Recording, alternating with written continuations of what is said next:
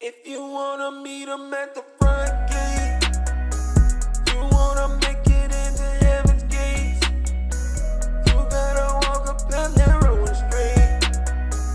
You gotta walk up that narrow and straight.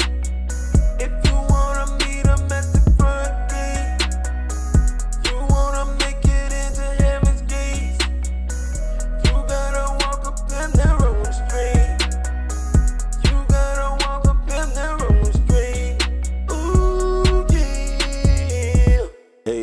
Hey, what up? You already know what it is. It's Pound for Pound, and it's Toby D. Yes, it has been a minute. Last week, I was supposed to have taken the turn of doing the podcast, but I had to ask JR to fill in for me because I was feeling a little bit under the weather and was not prepared to do it, and he did such a great job. Thanks for the views, by the way, guys. It's been a while since we've had views to go up over 1,500 views, and we just appreciate everyone who has stuck it out with us and continues to listen to us, even though we don't do a lot of videos or podcasts like everyone else does, and I can't promise that we will, but we'll see what the future holds. But let's talk about this game, man, with the Atlanta Falcons and the Browns. I want to first start out by saying this. You watch Matt Ryan come out, it's 40 degrees out there, and you can tell we just were not used to the cold. And really, to me, it really wasn't that cold. It was about similar, I think, to what it was when you went up to Washington and played, and you showed a physicality that you hadn't shown all year against that team in the trenches where it counts the most. Defensive line dominated, offensive line dominated in that game, only to come out in this game and to just forget everything. Whereas you saw the Falcons finally get better at blocking up blitzes. Tevin Coleman has looked great since that Giants game. And this game, the game against Washington, blocking up the blitzes, looking very stout in that area where he struggled early on during the season. And it's just like we just forgot everything. You would think that Matt Ryan playing against Greg Williams since a rookie, him and Steve Sarkisian could have come up with a little bit more, especially with the knowledge that Matt Ryan has. This is one of the things that you heard Greg Knapp brag about and talk about, the knowledge that Matt Ryan comes with and Steve Sarkisian comes with, yet none of that knowledge seemed to come out yesterday against a guy that you know very well. Just because he's with another team and he's the interim head coach or whatnot. And great job to him, by the way. This may land him the job there. I mean, why not? You know, the Browns can't seem to get anybody else over there that really is wanting to coach there right now. But they played well. But you would think Matt Ryan them knew a little bit more to be able to cover for the blitzes that was coming at him. You already know that Greg Williams was going to come at you with 5-man blitz packages, and they did that most of the game. And let me tell you where I really realized Matt Ryan was going to struggle. Here we are on a 2nd and 5. Matt Ryan has Calvin Ridley on an out route, and he overthrows him. Could have converted that from a 2nd and 5 to a 1st and 10, yet you're stuck in a 3 and 5, and you already know what the play call is going to be on defense. They're coming at you, and that's exactly what they did. Matt Ryan did not look well yesterday. He struggled mightily. Yes, the stats indicate, okay, 330 yards or whatever and 2 touchdowns.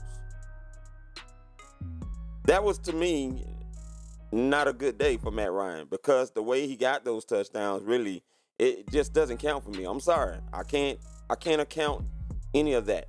What I saw yesterday, it was awful. The whole team went in, to me, unfortunately, with the mindset of this is a W. Going to go in, come back home 5-4 against a team 2-6-1. Now, after you heard all week Dan Quinn preaching this and Marquand Manuel preaching this is a team that is held close in games and has been in at least 3 overtime games throughout the season. Okay, and lost by a couple of points. Now, you cannot go into a game thinking you're going to get the win just because you're looking at 2-6-1. When it's been preached all week what they are capable of, especially with the talent that they have built on that team because of the top draft picks that they've had over the years, and more than likely will continue to get, because they're not going anywhere. You got beat by a team that's not going anywhere, that's just going to look good this week when the media talks to them. They got a quality win from a team that should be a quality team. Now, let me put this out here. And I tweeted this yesterday. I said, I don't know if I'm more worried about them losing this game to the Browns or more worried about if someone can't stop the Saints end up playing in our house in the Super Bowl. Falcons fans, we will never live that down. Even if they are representatives, they are still going to talk trash. And you don't think that the New Orleans Saints are motivated right now, knowing that the Super Bowl is here? That they have a golden opportunity to play in our house? Ladies and gentlemen, albeit this is not the same team as it was some years ago in 2011, these are the same Falcons, though, with Sean Payton, that came here in our dome after they beat us, I believe, in 2011, December 14th, that game on Monday Night Football, and took a picture on our logo. Now, you don't think that they are heavily motivated to play here? You don't think that Sean Payton is not preaching to them that we have a golden opportunity to stick it to the Falcons by playing in their house? It would seem that we're the only team that's not motivated to play here. Yes, we have had injuries, and they plagued us. But Dan Quinn even said it himself. He was happy about having the same defense for a little bit now, because him and Marquand can finally gather information on what these guys that have been coming out there the past 3 weeks can do. And shouts out to Monty Casey, man. 5 interceptions filling in for Rico Allen. Man, he representing Rico Allen very well right now. But we knew this. We knew this when we drafted him, that this was a ball hawk. And he's showing it, and confidently showing it. Marco Emmanuel and them are going to have some major decisions come 2019, but there's no use in really talking about that right now. See, here's the problem I got, and this is another thing I tweeted out too yesterday. The Falcons are right now stuck in the middle of being too good to get a top 10 pick, but not good enough to make the playoffs. What I don't understand is, where is the motivation? New Orleans Saints definitely motivated. We should be playing with their motivation right now. I don't care who's coming out there. We should be playing with the motivation that we get to play in our own house, to be the first team to ever do it. Yet we're sitting here and we're watching New Orleans at 8-1, continue to win games, putting up video game points on teams. Dez Bryant didn't even get to play. Tore his Achilles in a practice. They didn't even need him. He was just really insurance. Here we go with an explosive offense. Shouts out to Julio, by the way, because the drought is over. Now he's getting his touchdowns. And the last 2 touchdowns, he's fought for them. He's making sure he's going to get in that end zone this time around when he gets his opportunities now. We saw him try to break a few earlier on during the season, but not quite get there. But now that he's gotten one, sniffed the second one, he's going to get a third, fourth, and he might end up with 6 before the season is over, and that will be great. We all know he's getting yards, 107 yards, 1 touchdown.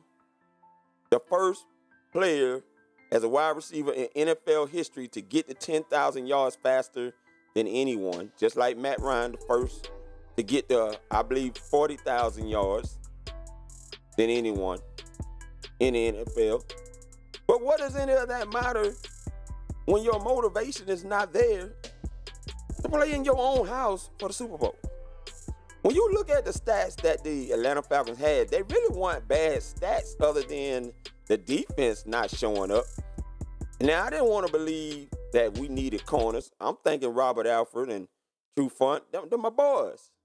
But it's looking like, guys, what I was hearing from a Falcons fan, friend, family, it's looking true, man. We need some corners, man. We're hurting right now. And it's going to be interesting to see where we go in 2019 draft. Is that going to be a top priority, or are we going to be looking for another pass rusher? Because, yes, man, while it was exciting to hear that Bruce Irvin turned down offers to come to the Atlanta Falcons, we didn't serve him any justice by coming here and losing to a team that we should have beaten yesterday. Like I said, not taking away much from the Browns, because they came out and played and they took advantage of us underestimating who they were, even after all the preaching all week long by Dan Quinn and Marquand Manuel to the media about this team holding in the games all season long. Apparently the team missed the memo and went in and didn't play right. Now, Devondre Campbell admitted it. He said the team did not take them seriously. And I don't know if y'all noticed it, but Devondre Campbell been serving as like a spokesman for the team. Nobody stopped him. Nobody disagreed with what he's saying, so it's got to be some truth to it, and I believe it, because you see it yesterday. We went into that game already counting a W before going into the Dallas game. Now, somewhat of good news for us, but now we got to win all these games. We really cannot afford to lose any. But when you look at the NFC right now, nobody's really running away with it. I mean, look at some of these teams like Philadelphia. They lost against the Cowboys. Both teams are now 4-5. We're 4-5. Now, of course, Green Bay won against a team. They did what they were supposed to do. Won against Miami. They're 4-4-1. And if we can win some games, it may very well come down to us and them, like it always seems to do lately, with who's going to make the playoffs and who's not. And you know Green Bay going to be itching to get back in the playoffs after missing it last year. Of course, you know, Aaron Rodgers was hurt. And they brought him back sillily against the Carolina Panthers. And it looked like almost at the beginning he was going to take away that game. But you can see that he was just not there. So they're going to be itching to get back in. And there is some controversy going there. I heard something about the play calling of Mike McCarthy.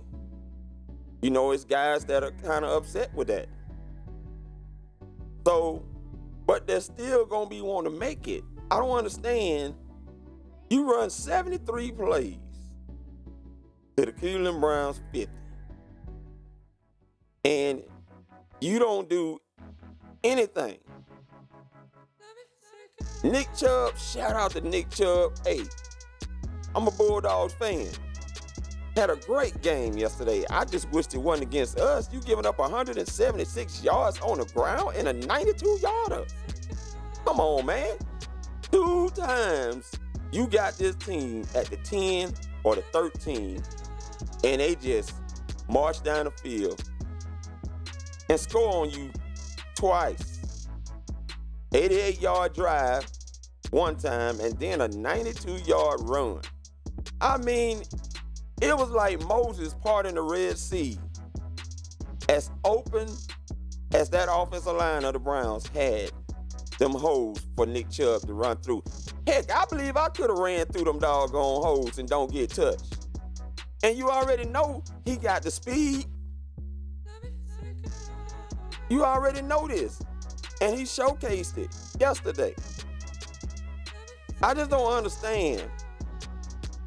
With Dan Quinn normally does not allow his teams to get into the mindset of thinking they got to win against a team that's struggling or a team that may not have a good record as most teams.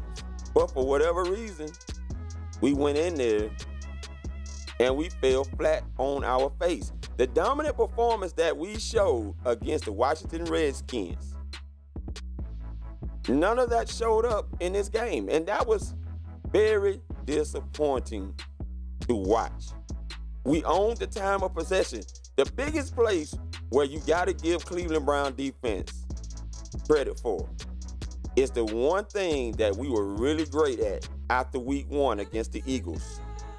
3rd down. We were 5-14, which is not good, and that's normally has not been our performance of high level since after week 1. Red zone, I believe we were 2 for 2, but heck, we got stuffed on one of them occasions, and that was just sad. And I almost got stuffed again if Austin Hooper don't catch that ball and make something happen to get in the end zone to get us up to 16. But it just was not a great performance by this team at all. And I'm wondering, do you want it? Or are you going to sit and watch New Orleans come in here if the Rams can't stop them, who they already beat, so you know they're going to be confident in that. They get the same record as the Rams. They got the head-to-head. You got to go through there to get to the doggone Super Bowl. Somebody has got to do something. Now, good news is, and I know y'all all saw it, Deion Jones has been activated to play against the Cowboys come up Sunday. Now, you got to be excited about that. But at the same time, you can't come out looking the way that you look. Now, I understand Dan Quinn does not have a great AFC record against AFC opponents. We all know this. But you got one more team in that mix. Now, you don't lost against 3 AFC North teams already in Cincinnati, Pittsburgh, and yesterday against the Browns. And you got the Ravens left, who've been struggling. They have not been doing well. They didn't look good against the Carolina Panthers when they played them.